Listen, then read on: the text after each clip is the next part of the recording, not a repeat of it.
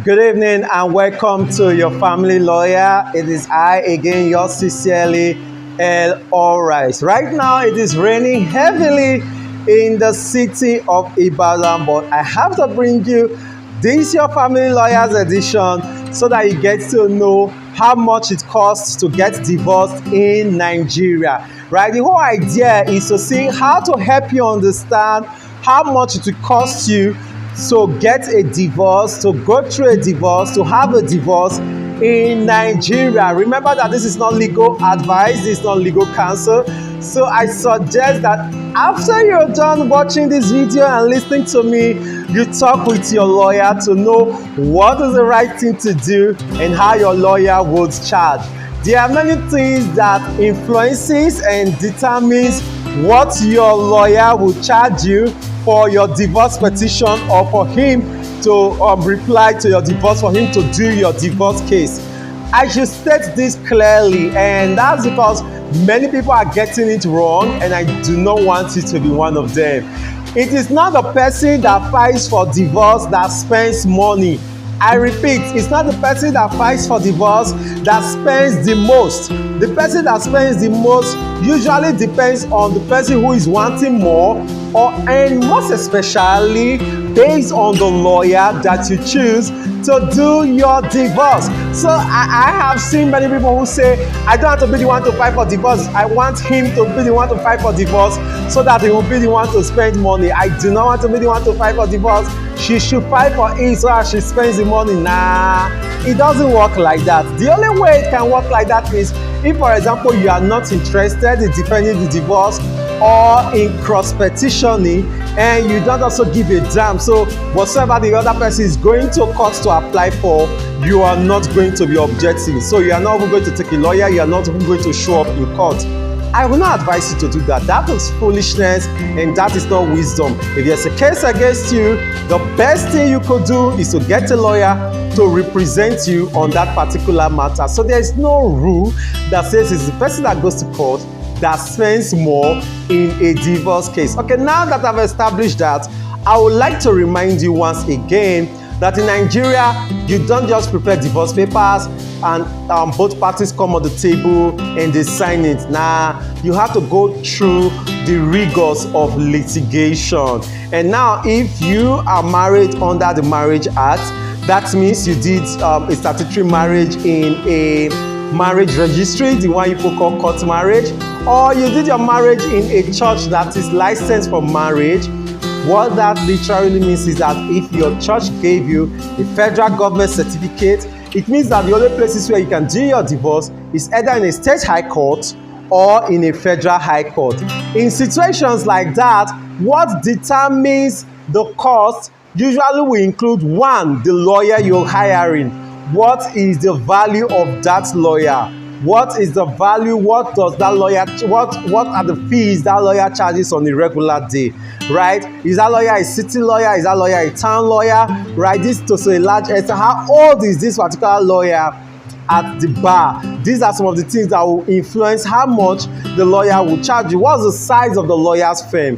Where is this lawyer resident? Where is this lawyer's practice? Right? Is this lawyer's specialization family law? Right? Now, this your divorce matter. Does it include settlement of custody, settlement of property, settlement of maintenance? Where do you want this divorce to be filed? Is it in the same town where this lawyer is practicing, or you want it to be filed in another town or in another city? These are some of the issues that determine. So your divorce could actually range from professional fees, 150,000 to even more than 15 million.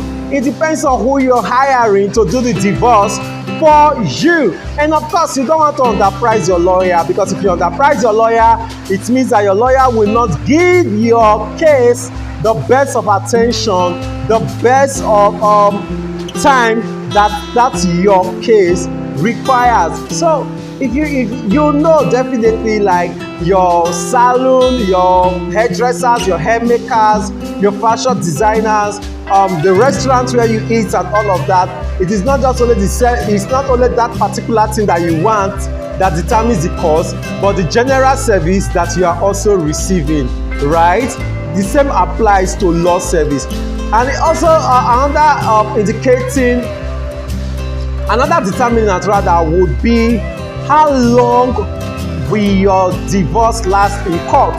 This may not be controlled by you or by your lawyer, but by the court. So is it an election year like this year 2023?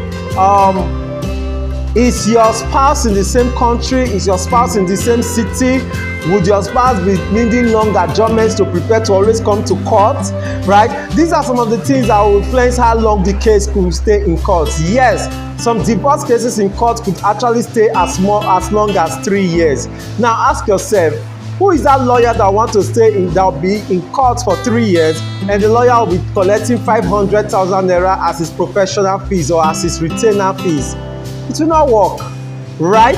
So relax and know that your lawyer, the court, the city, the intricacies of your divorce matters, these are the things that will determine to a large extent how much your lawyer will charge you. There is no fixed price, there is no rule, there is no regulation that says this is how much lawyers must charge.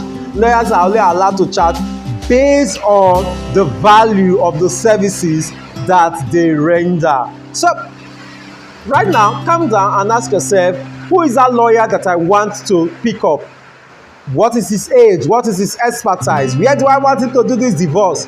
All of that will influence how much he's going to charge you. And of course, every lawyer that charges you fairly. I can say that because I'm also a lawyer.